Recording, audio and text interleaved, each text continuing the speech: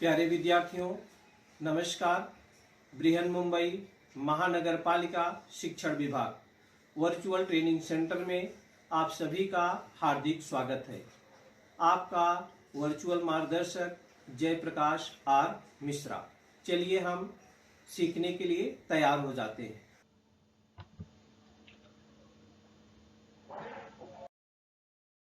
आज हम लोग कक्षा 10वीं विषय विज्ञान और प्रौद्योगिकी भाग 2, जिसको हम साइंस एंड टेक्नोलॉजी पार्ट 2 बोलते हैं, प्रकरण है अपना आनुवंशिकता और उत्क्रांति, जिसमें हम आप पार्ट 2 सीखेंगे हेरिडिटी एंड इवोल्यूशन। इसमें हम लोगों ने क्या क्या सीखा था बच्चों, एक नज़र हम उस पर डाल लेते हैं। आनुवंशिकता और उत्क्रांति में हम लोगों ने आनुवंशिकता एवं आनुवंशिक परिवर्तन के बारे में सीखा था, प्रतिलेखन, भाषांतरण तथा स्थानांतरण के बारे में सीखा था, उत्क्रांति और उत्क्रांति के प्रमाण के बारे में सीखा था। आज हम इस वीडियो में डार्विन का प्राकृतिक चयन का सिद्धांत, जाति का निर्माण और मानवीय उत्क्रांति के बारे में सीखेंगे। मानवीय उत्क्रांति और लैमार्कवाद, ये सब के बारे में हम वीडियो नंबर 2 में आनुवंशिकता और उत्क्रांति के बारे में जानेंगे। तो चलिए बच्चों, सबसे पहले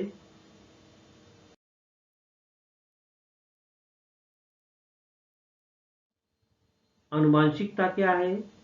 जैसा हमने पहले वीडियो में दिखाया था आपको, एक पीढ़ी के जैविक लक्षण जनकों द्वारा दूसरी पीढ़ी तक संक्रमित होने की प्रक्रिया को आनुवंशिकता कहते हैं। यही चीज जो चार्ल्स डार्विन, इन लोगों ने केवल मनुष्यों में ही नहीं, वनस्पतियों का भी, ये विविध प्रदेशों के वनस्पतियों और प्राणियों के असंख्य नमूने इन लोगों ने इकट्ठा किया था और इकट्ठा करने के बाद उसका निरीक्षण भी किया और अंत में डार्विन जी ने एक बात कही। ये चार्ल्स डार्विन है, इन्होंने बच्चों ये बात कही कि जो सक्षम होता है वही अपने अस्तित्व को बनाए रखता है। जो सक्षम होता है वही अपने अस्तित्व को बनाए रखता है। जो सक्षम नहीं होता वो नष्ट ही हो जाता है। जो सक्षम नहीं होता वो क्या हो जाता है? नष्ट ही हो जाता है। यह बात बताने वाला ये वैज्ञानिक प्राकृतिक चयन का सिद्धांत के लिए प्रसिद्ध है। प्राकृतिक चयन के सिद्धांत के लिए क्या है? प्रसिद्ध है। डार्विन ने इसके लिए एक पुस्तक भी प्रतिपादित की है। उस पुस्तक का नाम है ओरिजिन ऑफ स्पीसीज। इसमें उन्होंने यह स्पष्टीकरण किया कि सभी सजीव असंख्य मात्रा में पुनरुत्पादन करते हैं। माने ये जैसे होड़ लगी रहती है, कंपटीशन रहता है। सभी सजीव एक दूसरे से प्रतियोगिता करते हैं, जो एक प्रकार से जानलेवा भी होता है।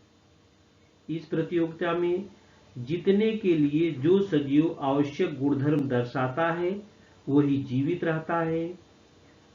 परंतु प्राकृतिक चयन भी महत्वपूर्ण होता है, क्योंकि प्रकृति में केवल अनुकूल सजीव ही जीवित रहते हैं और बाकी के बाकी क्या हो जाते हैं बच्चों? नष्ट हो जाते हैं। जीवित सजीव जो जीवित रहेगा वही पुनरुत्पादन कर सकता है, जो नष्ट हो जाएगा वो पुनरुत्पादन नहीं कर सकता है। इस थ्योरी को प्राकृतिक चयन यह एकमात्र मुद्दा उत्क्रांति का आधारभूत अंग नहीं है। माने कुछ महत्वपूर्ण मुद्दे हैं आप सभी जानते हैं कुछ बातें तो सब लोग मान लेते हैं, कुछ बातें लोग नहीं मानते हैं। तो जो इन्होंने बात कही चार्ल्स डार्विन ने, कुछ लोगों ने कहा नहीं भाई, प्राकृतिक चयन यह एकमात्र मुद्दा उत्क्रांति का आधारभूत अंग नहीं है। उपयोगी तथा निरुपयोगी परिवर्तनों का स्पष्टीकरण डार्विन द्वारा नहीं दिया गया। धीमी गति से होने वाला जो परिवर्तन होता ना, धीमी गति से होने वाला परिवर्तन तथा तीव्र गति से होने वाले परिवर्तन, इनका उल्लेख नहीं किया गया। फिर भी डार्विन द्वारा उत्क्रांति के विषय में किया गया कार्य मील का पत्थर साबित हुआ। इनके जो कार्य किए गए इनके द्वारा, वो मील का पत्थर हुआ। चार्ल्स रॉबर्ट डार्विन जो थे, 1809 में इनका जन्म हुआ, 1882 में इनकी मृत्यु हुई। और जीवशास्त्री अंग्रेज थे। इन्होंने उत्क्रांति का सिद्धांत प्रतिपादित किया। उन्होंने प्रतिपादित किया कि सजीवों की सभी प्रजातियां एक समान पूर्वजों से क्रमशः एवं हजारों वर्ष के कालखंड में विकसित हुई होगी। इस विकास के लिए प्राकृतिक चयन के सिद्धांत का जिम्मेदार है। उन्होंने ऐसा प्रतिपादन किया। ये तो डार्विन का प्राकृतिक चयन का सिद्धांत था। दूसरा जो है लैमार्कवाद। ये लैमार्कवाद क्या है बच्चों? अब आप सभी जानते हैं कि जब सजियों का उत्क्रांति होते समय सजियों के शरीर रचना में तो परिवर्तन होता है, और यह परिवर्तन सजीव द्वारा किए गए प्रयत्न अथवा किए गए आलस पर उसके निर्भर करता है। ऐसा सिद्धांत जो होता लैमार्क ने दिया। उत्क्रांति होते समय सजीवों की रचना में परिवर्तन होता है, और यह परिवर्तन उस सजीव द्वारा किए गए प्रयत्न अथवा किए गए आलस पर निर्भर होता है। ऐसा सिद्धांत लैमार्क ने प्रस्तुत किया। इसे उन्होंने इंद्रियों का उपयोग या अनुपयोग का सिद्धांत, use of disuse of organ भी कहा है लैमार्कवाद में। देखिए ये जिराफ है, तो इसके आगे जीन बाप्टिस्ट लैमार्क 1744 में जन्म हुआ, 1829 में इनकी मृत्यु हो गई। तो उन्होंने ये कहा कि उत्क्रांति के पीछे उन सजीवों का प्रयत्न जिम्मेदार होता है,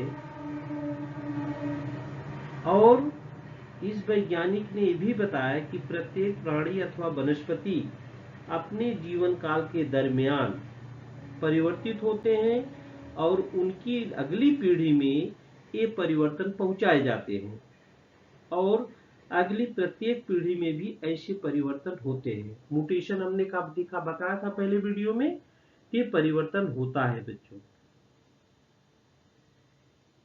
इसे हम परिवर्तन के संक्रमण का सिद्धांत भी कहते हैं।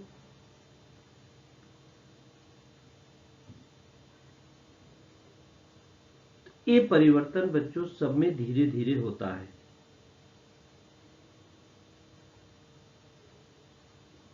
जैसे आपने देखा होगा, जिराफ है, जिराफ की गर्दन लंबी होती है बच्चों, जिससे वे तन करके ये जब तनते तभी ये पेड़ों की पत्तियां खा सकते हैं। देखिए गर्दन नीचे किया हुआ तो पेड़ों की पत्ती नहीं खा सकता है, जिससे वो तनते हैं, तनने के बाद वो पेड़ों की पत्तियां खा सकते हैं। उसी प्रकार से शुतुरमुर्ग और ईमू, ये लोग अपनी पक्षी अपने पंखों का उपयोग में लाने के कारण कमजोर हो जाते हैं। हंस और बत्तख के पैर पानी में रहने से तैरने योग्य हुए। सांप कहाँ रहता है? बिल में रहता है। माने सभी प्राणियों की कह लीजिए आप, जो आकार बनाए गए हैं, उन आकारों की क्या होती है? कुछ न कुछ विशेषता होती है। कुछ न कुछ क्या होती है, विशेषता होती है, और यही विशेषताएं आप कह लीजिए क्या है, वो उपार्जित विशेषताएं जो होती है, पीढ़ी दर पीढ़ी क्या होती है, संक्रमित होती गई, और इसे ही हम क्या कह सकते हैं कि ये उपार्जित परिवर्तन के संक्रमण का सिद्धांत भी है। माने पूरी की पूरी, जैसा आपने पिछले वीडियो में भी बताया था कि कुछ न कुछ परिवर्तन, म्यूटेशन होता है, कुछ न कुछ म्यूटेशन क्या होता है, होता है। तो ये पीढ़ी दर पीढ़ी ऐसे ही चलता रहता है। आप अगर नेट पर खोजें तो बंदर की ही पीढ़ी ले लीजिए, बंदर पहले कैसे थे, अब आज कैसे हैं। माने नेट पर जाकर के आप किसी का भी चित्र लोग देख लो, पहले के समय के अब के समय में, तो उसमें सब कुछ न कुछ परिवर्तन होगा। आगे हम मनुष्य के बारे में आपको मानवीय उत्क्रांति में बताएंगे, ह्यूमन इवोल्यूशन में, कि पहले का मानव कैसे था और आज का मानव कैसे है। पहले के मानव और आज के मानव में कितना परिवर्तन है, ये हम दिखाएंगे। आगे हम जाति उद्भव के बारे में बताएंगे, स्पेसिएशन के बारे में, उसमें चाहे प्राणी हो चाहे वनस्पति हो, चाहे प्राणी हो चाहे वनस्पति हो,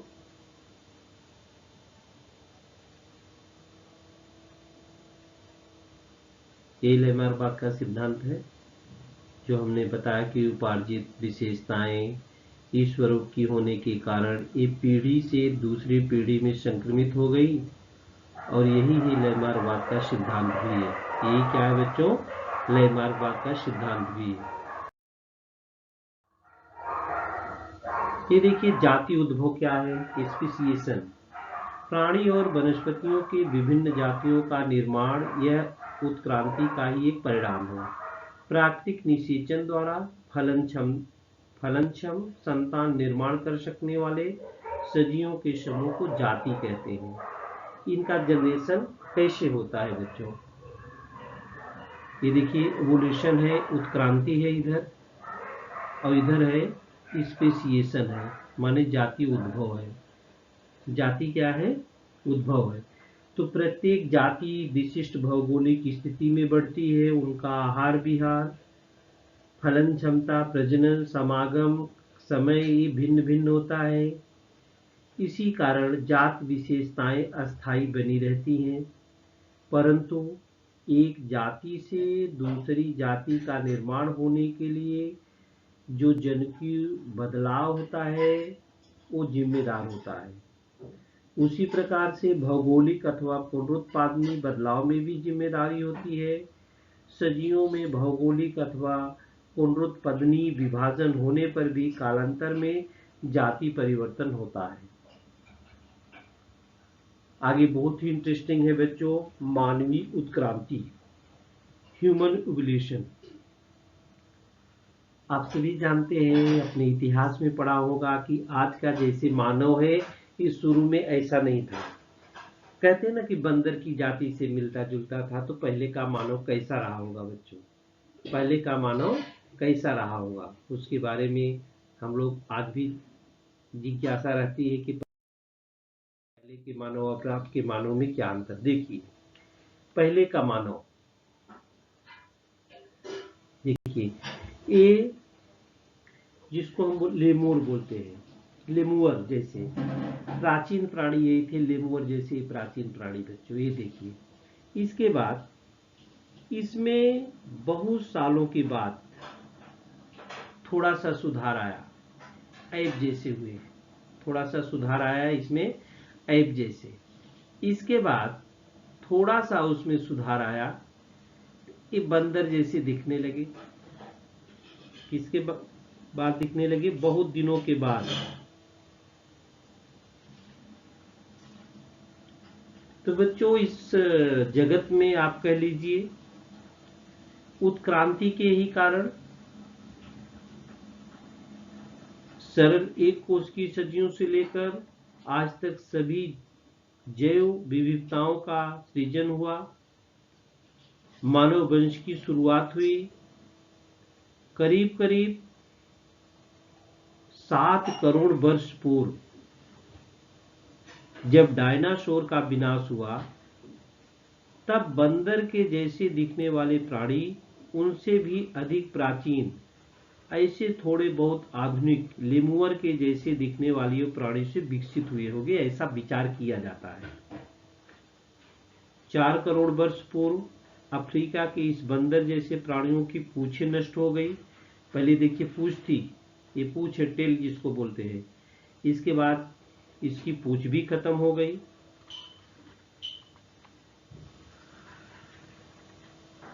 और उनके मस्तिष्क का आकार थोड़ा बड़ा हुआ, उसमें विकास हुआ। जो हाथ के पंजे थे उसमें थोड़ा सुधार हुआ तथा वे ऐप जैसे प्राणी बन गए। और ये प्राणी, ऐप जैसे प्राणी दक्षिण तथा आग्नेय एशिया में पहुंचे।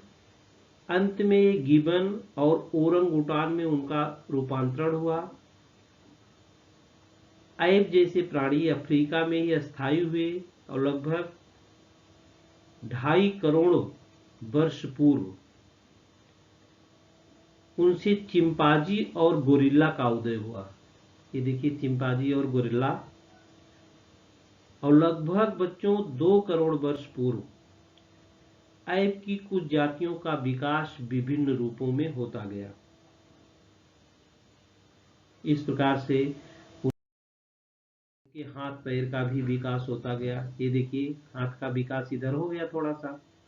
इसके बाद हाथ में और भी सुधार आया, हाथ में धीरे धीरे और सुधार आया। देखिए यहाँ से हाथ में, यहाँ से हाथ में सुधार हुआ। धीरे धीरे इनकी आकृतियां क्या हो गई, बदलती गई। धीरे धीरे इनकी आकृतियां बदलती गई।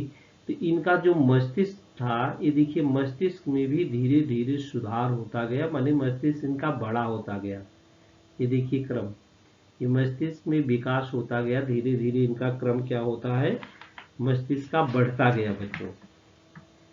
करीब 20 लाख वर्ष पूर्व, 20 लाख वर्ष पूर्व ये मानव के समान दिखने लगे।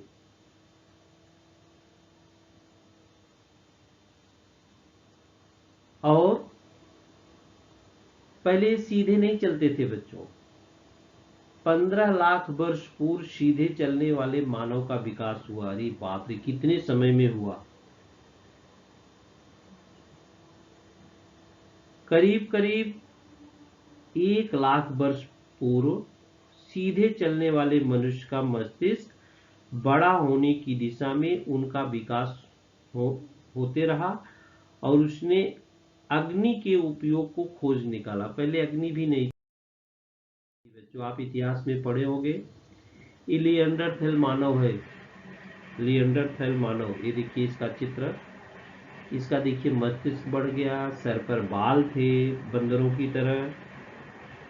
करीब 50,000 वर्ष पूर्व के मानव का मस्तिष्क लगभग पूर्णतः विकसित हो चुका था और बुद्धिमान मानव होमोसैपियन इस वर्ग का सदस्य मानने योग्य हो चुका था।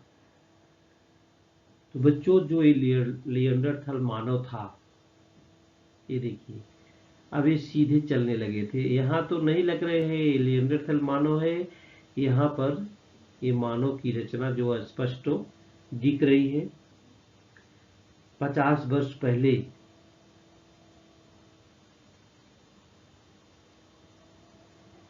इसके बाद पहले बच्चों जैसा आपने सीखा है, इनको मानव को खेती का भी ज्ञान नहीं था।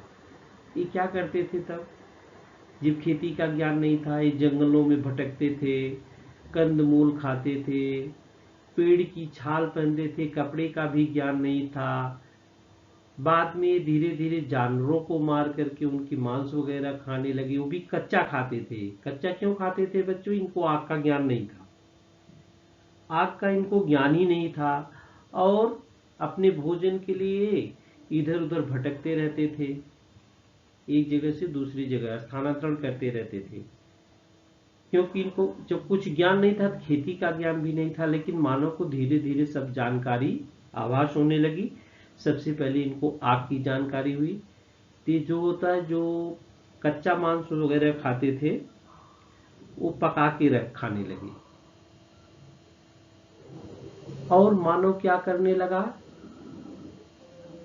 फिर जानवरों को ये लोग पालना चालू किए। थोड़े थोड़े जैसे जानकारी बढ़ती गई, खेती करना भी सीख लिए, एक एक जगह रहना सीख लिए, नहीं तो खाने के लिए इधर उधर दौड़ते थे। धीरे धीरे इनका विकास होता गया और जानवरों को झुंड में पालने लगे, बस्तियों का निर्माण हुआ, धीरे धीरे संस्कृति का भी विकास हुआ। करीब 5000 वर्ष पूर्व लिखने की जो कला था उसका भी आविष्कार हुआ। इससे शुरुआत, इतिहास की शुरुआत हुई है। 400 वर्ष पूर्व आधुनिक विज्ञान का उदय हुआ और 200 साल पूर्व औद्योगिक समाज की शुरुआत हुई और तब आज हम यहाँ तक आकर के पहुँचे हैं। फिर भी आज तक मानव वंश के उद्गम के विवरण की खोज अभी जारी है कि इनका जन्म सबसे पहले जानते हैं कि जन्म पानी में हुआ, समुद्र में हुआ, लेकिन आज भी जिज्ञासा बनी हुई है पहले की खोज करने के लिए। तो बच्चों, ये बहुत सारी जानकारियां हैं मानव के बारे में जो हम पुराने कालों से सीखते आए हैं। ये प्रगति जब किया मानव, देखो ये जानवरों का शिकार करने लगा, तो पहले कच्चा ही खाता था, इसके बाद इसको आग का ज्ञान हुआ। देखिए तभी क्या किया, जब आग का ज्ञान हो गया तो इसमें जो मांस कच्चे खाता था ये पकाकर खाने लगा और धीरे धीरे देखिए सब लोग गुप्त माने घर कच्चा कैसे भी बना करके वहां पर एकजुट होकर के रहने लगे। ये देखिए सब अब एक साथ रहते हैं, एक साथ जंगली जानवरों का शिकार करने जाते हैं, तो जंगली जानवरों से बचना इनको आसान हो गया। पहले अकेले जाते थे और इसके बाद ये धीरे धीरे खेती करना भी सीख गए। बच्चों धीरे धीरे क्या करना है, खेती करना भी सीख गए और यही मानव आज एकदम अपना आधुनिक मानव बन गया है। देखिए ये आधुनिक मानव है।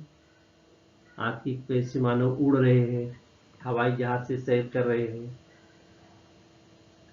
विभिन्न ग्रह उपग्रहों की जानकारी ले रहे हैं, कृत्रिम उपग्रह बना करके छोड़ रहे हैं। तो आज का मानव और अपनी टेक्नोलॉजी बहुत ही आगे हो गई है, बहुत सारी बातों की जानकारी ले रही है। तो बच्चों ये सब होने में बहुत समय लगा, आधुनिक मानव बनने में बहुत समय लगा। इसकी भी जिज्ञासा आजकल भी वैज्ञानिकों के मन में बनी हुई है कि मानव का जन्म, ये जीव का जो जन्म है कैसे हुआ, कब हुआ, किस तरह हुआ, उसकी खोज आज भी जारी है।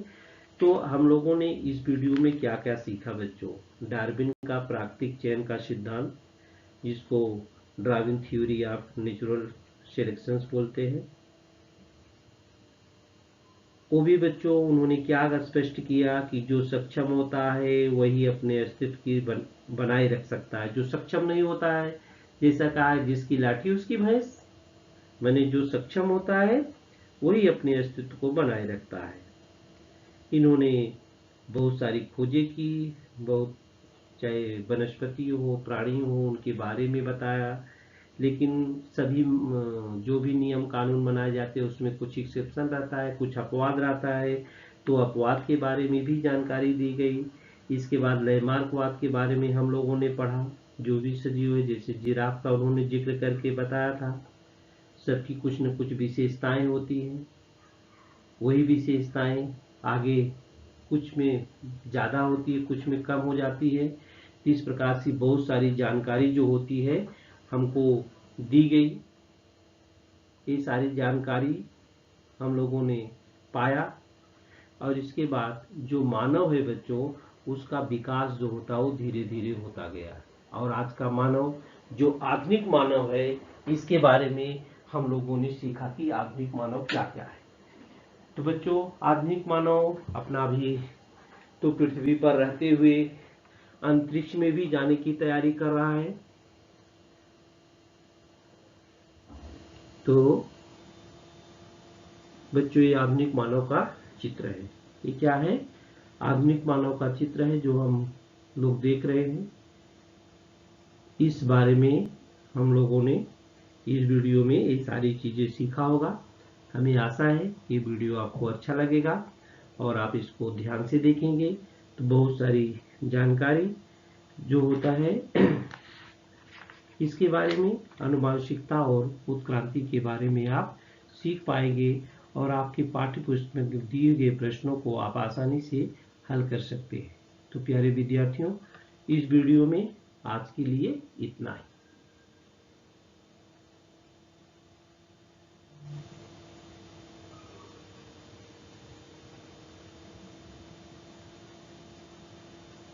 आधुनिक मानव क्या क्या कर सकता है, देखिए सब चीजें दिखाई गई है।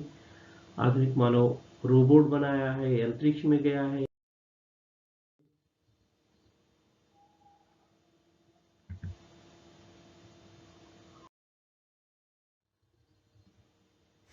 प्यारे विद्यार्थियों, हमने जो आज सीखा, हमें पूर्ण विश्वास है आप उसको अच्छी तरह से सीख चुके हैं और उसका आप अच्छी तरह से अभ्यास भी करेंगे। आज के लिए इतना ही। धन्यवाद।